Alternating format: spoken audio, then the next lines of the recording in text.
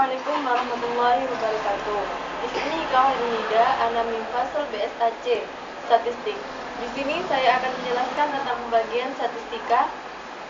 Tapi sebelum kita mengetahui pembagian statistika, kita harus mengetahui apa itu statistika.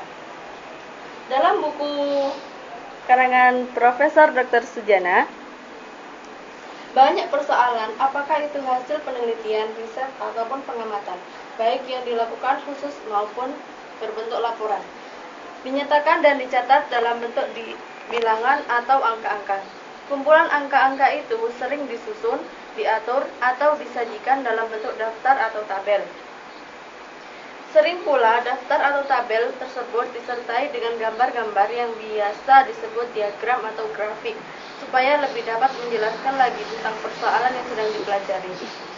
Bertahun-tahun orang telah menamakan ini semua dengan nama statistik. Jadi, pengertian statistik adalah kumpulan data, bilangan maupun non-bilangan yang disusun dalam tabel atau diagram yang melukiskan atau menggambarkan suatu persoalan.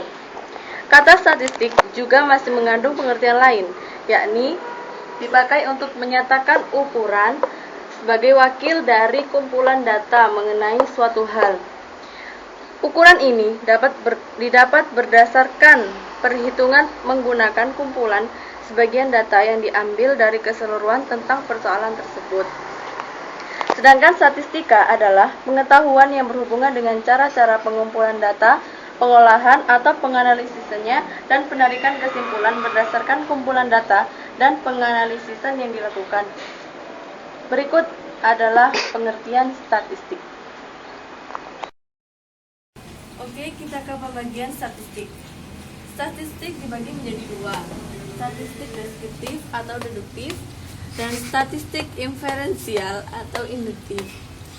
Statistik deskriptif atau deduktif adalah statistik yang berkenaan dengan metode atau cara mendeskripsikan, menggambarkan, menjabarkan, atau menguraikan data sehingga mudah dipahami. Statistik deskriptif mengacu pada bagaimana menata atau mengorganisasi data, menyajikan, dan menganalisis data.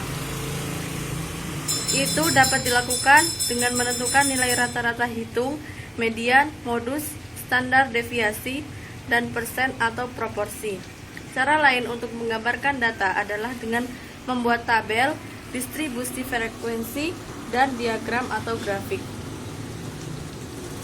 Yang kedua, yakni statistik inferensial atau induktif, adalah statistik yang berkenaan dengan cara penarikan kesimpulan berdasarkan data yang diperoleh dari sampel untuk menggambarkan karakteristik atau ciri dari suatu populasi.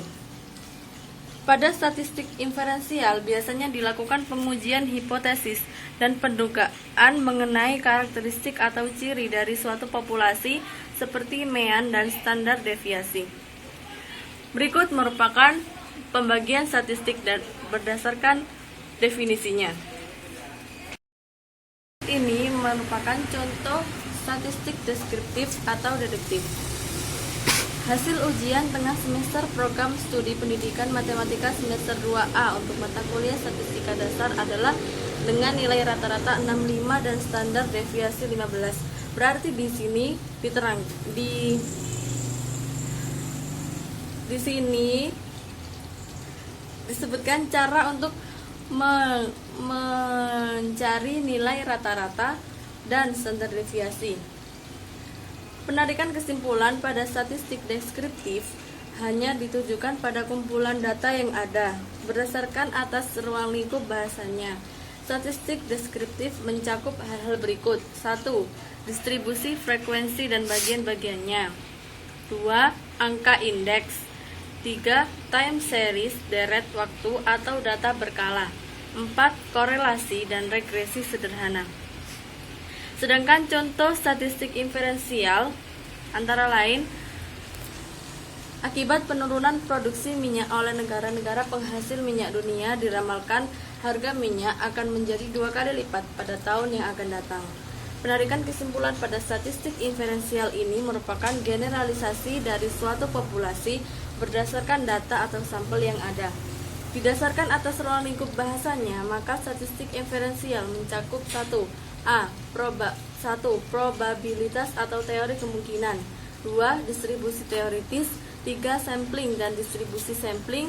4. Pendugaan populasi atau teori populasi. 5. Uji hipotesis. 6. Analisis korelasi dan uji signifikasi. Dan 7. Analisis regresi untuk peramalan. Dengan demikian, statistik inferensial sebenarnya merupakan kelanjutan dari statistik deskriptif. Demikian penjelasan dari saya mengenai statistik dan pembagian statistik. Apabila ada salah kata, mohon maaf. Wassalamualaikum warahmatullahi wabarakatuh.